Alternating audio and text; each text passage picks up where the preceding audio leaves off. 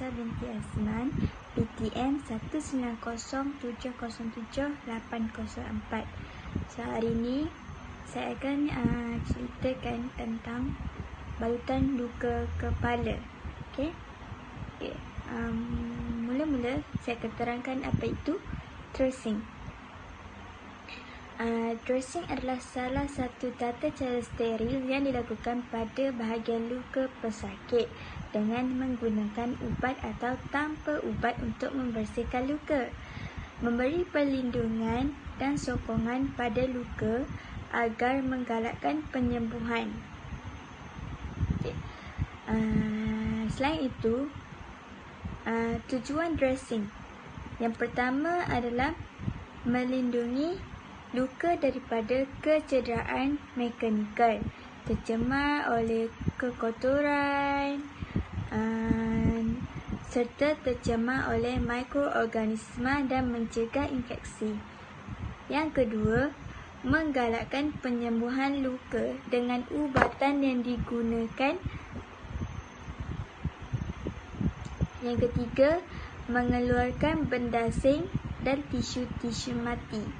Yang keempat, memberikan keselesaan fizikal dan mental agar pesakit tidak takut melihat luka.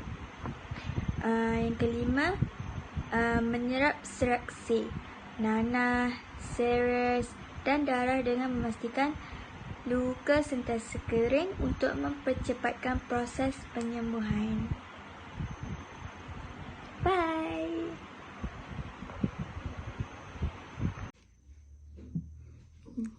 Hai, nama saya Nurul Izzah binti Mak Zain, PTN 190708298.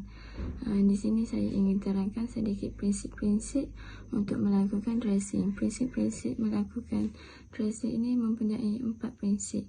Yang pertama ialah mengekalkan sterility troli dressing. Mestilah dicuci dan dilapkan dengan pembasmi kuman sebelum digunakan.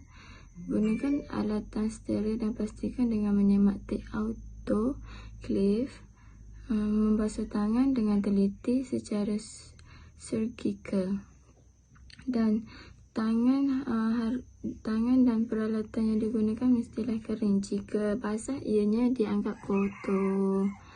Yang kedua ialah kebersihan sekeliling, di mana kebersihan sekeliling tentukan mikroorganisma di udara pada peringkat yang minima dengan skrin pesakit untuk membersihkan privasi dan kurangkan dedahan serta menutup kipas dan tingkap. Yang ketiga ialah elak rebakkan mikroorganisma, jangan dedahkan luka terlalu lama untuk mengurangkan pencemaran atau ianya akan dijangkiti kuman. Dan pakai mask, gloves steril dan gaun. Okay. Yang keempat ialah selepas dressing, tutup luka dengan sempurna. Pastikan pembebat cukup besar. Tanggalkan tanda-tanda plaster dengan ether. Itu saja. Terima kasih. Hai, Assalamualaikum. Nama saya Nur Atira binti Razali, PTM 190707670. Angah? Nama saya Aisyah Naimanina binti Muhammad Sujairi. Nama saya Muhammad Adwa Muklis bin Muhammad Sujairi. Okey, kumpulan kami akan membentangkan tentang demo balutan luka di kepala.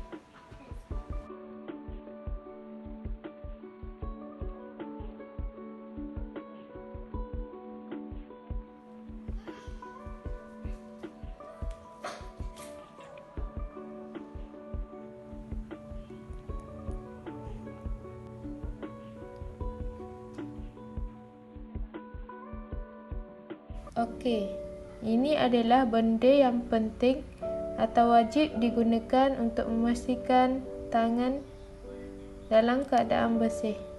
Cara untuk memakannya adalah yang pertama, tuangkan sedikit ke tangan.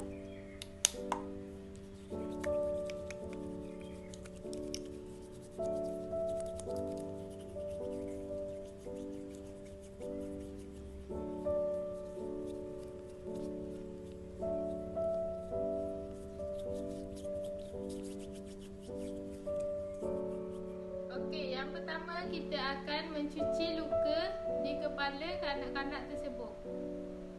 Menggunakan kapas. Kemudian kita akan tuangkan iodin ke atas kapas untuk mencuci luka di bahagian kepala kanak-kanak tersebut. Step yang ketiga, kita akan menampar seletik di kepala kanak-kanak tersebut.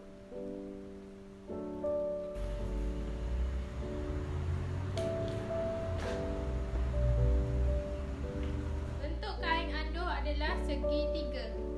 Seterusnya, kita akan melipat sedikit ke bahagian hadapan macam ni. Letakkan di hadapan dahi.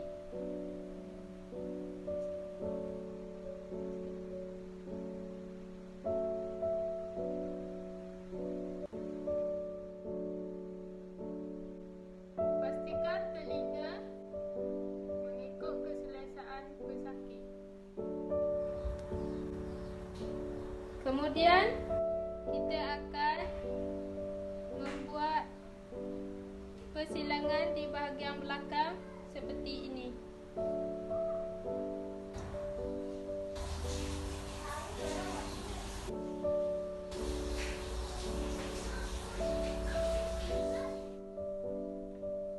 Bawakan lebihan kain anduh yang telah disilangkan di bahagian belakang tadi ke hadapan dan ikat menggunakan ikatan buku sila.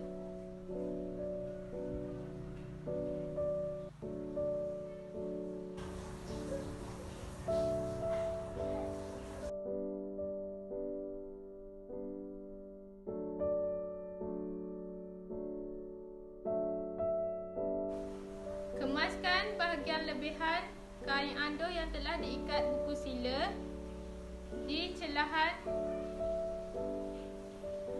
kain anduh seperti ini. Lebihan di bahagian belakang kita akan selitkan ke dalam kain anduh ini.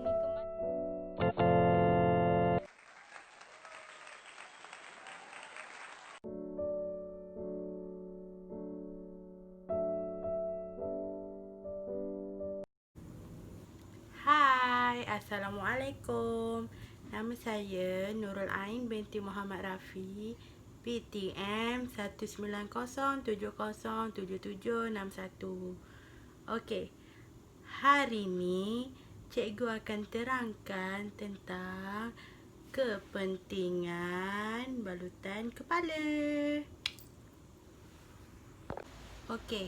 Yang pertama adalah menutup luka. Contohnya, apabila kanak-kanak mengalami pendarahan di kepala, kita boleh membalut kepala mereka dengan menggunakan bandage ataupun kain anduh untuk mengelakkan kuman-kuman berada pada luka itu.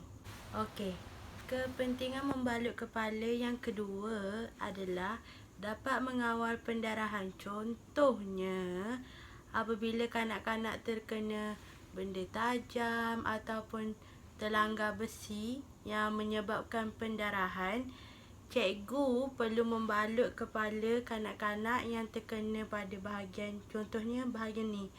Cikgu kena balut kepala kanak itu untuk mengawal pendarahan yang luka tu lah.